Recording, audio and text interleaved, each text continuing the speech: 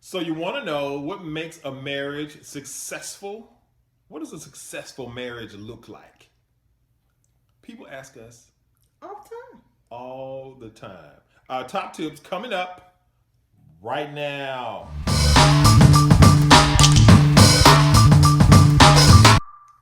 Hi, loves. Hey guys, what's going on? This is Heath, I'm Tracy. and welcome to Joyfully Married After.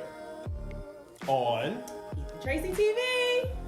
This is where we talk about love, relationships, marriage. Tracy and I have been married over 26 years. We have 4 children, lots of life lessons and experience to share with you guys. So if you're new here, consider subscribing to join our weekly conversation. Stay tuned. Let's get into it. So what makes our marriage so successful? I think the first thing you want to notice is the title of this channel, or not the channel, but this playlist is Joyfully Married After. Not happily. Now, why did we choose happily, Tracy? So when I looked it up, happy is a temporary state. Temporary. Ooh.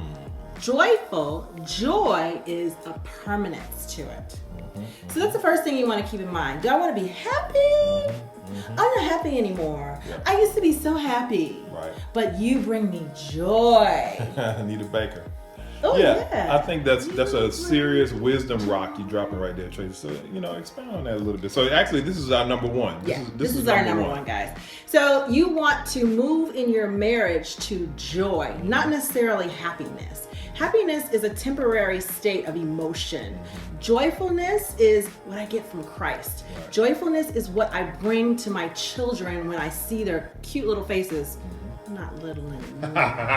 But when I see their faces, that is a joyful feeling. You know the difference. You know the difference. Right. My kids don't make me happy. Yeah. My kids give me joy. Being married to Heath doesn't make me happy. Being married to Heath brings me joy. Right. So first, use the right word. Let's say joyous marriage, not happy marriage. Joyfully married. Joyfully married.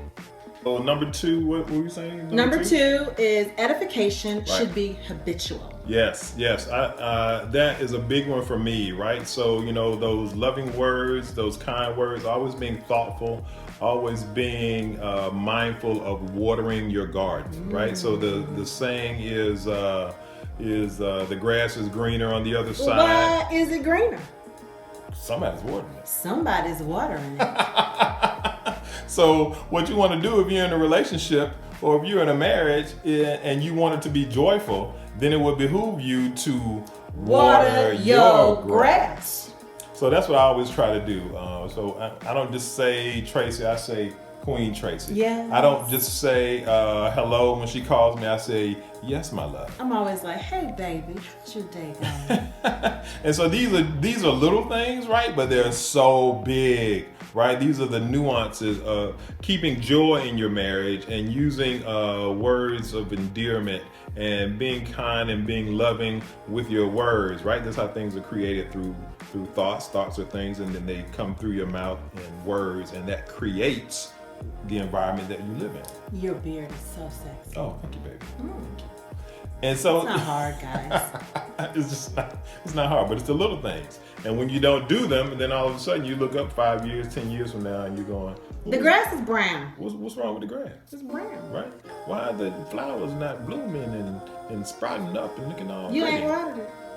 You gotta bring some water. And so when you do water your grass, that root system gets down, it gets real thick, right? And it can endure storms, it can endure trials, it can endure bad weather and high winds and all the things that come when in life, including winter, including drought, right? And so this is what's so important, right? You see these analogies.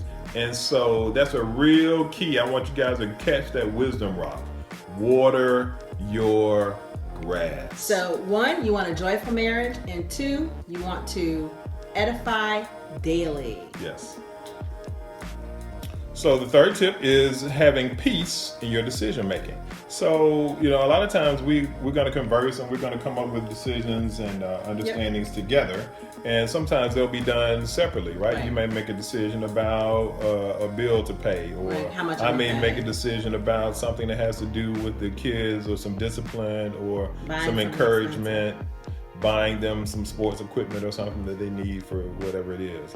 And so because we're in constant communication and because we're engaged and we understand what's happening in the house, then we have peace even if a decision is made, quote, quote, without the other. Right. Because even though you may be making a decision independently, or I may be making a decision independently, it's really a joint decision predicated on the modus operandi that we have. We already discussed it. Our house. Somewhere, somehow, some way, we engaged about it already, and we discussed it. Yeah. So if he goes out and buys something, or he goes out and says something, or whatever, I'm cool with it. I have peace about it because we already connected on it. We already connected on it somewhere, maybe not that day, maybe not that week, but it's not just off the handle. And I trust him. Right. So I have peace. Yes. And even if we are in disagreement about it, it's still cool because we know it's gonna be all right. It's gonna be all right, guys. Disagreements are okay. Yeah. You're going to think about it in a way of, this is an opportunity to change. Right. This is an opportunity for me to change.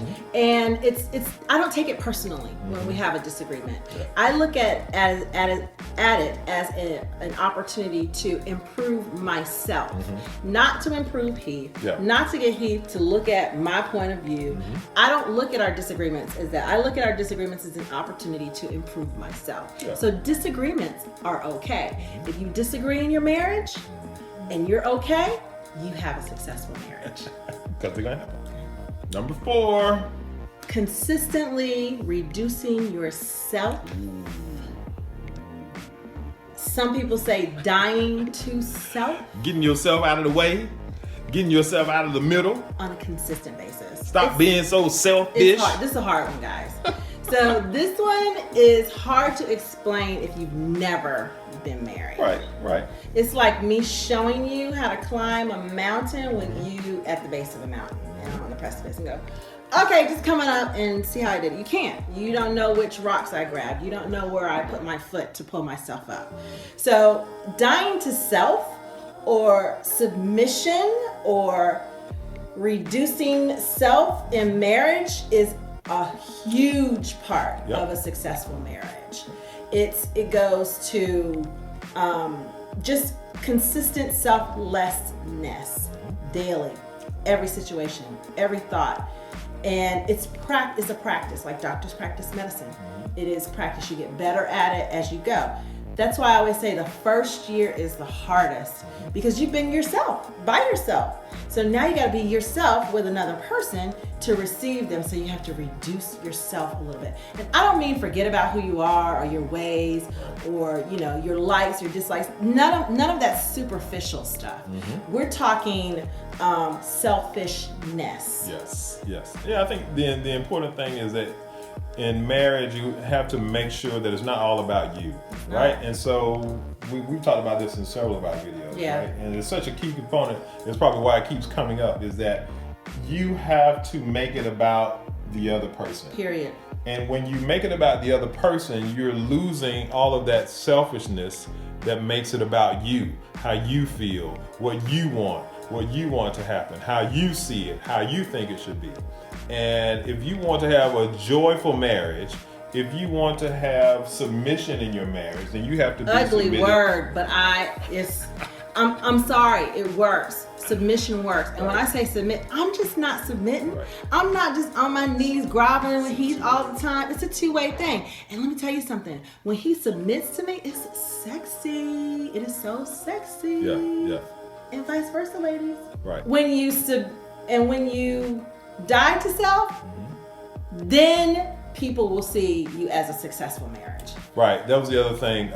So when we first started talking about this, we were saying, well, what do people think about length of time? Right. Is it number of kids? Successful marriage? Is that like you got a bunch of money? It's none of that. You got a bunch of kids, Nope. or you only have 2 kids? Nope. You've been married for a long time? Nope. You're always happy, Nope. seemingly? No. What does successful marriage look like? So this is our version. This is what we're talking about here. And when you this do for young those, marriages too. Right.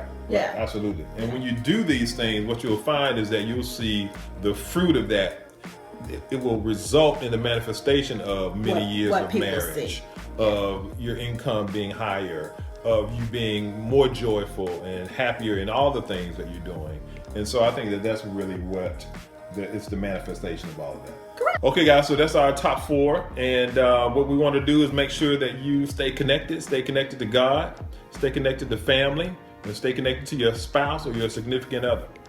And thank you for watching. Don't forget to subscribe, like, and comment. And look for us next week. Thank you.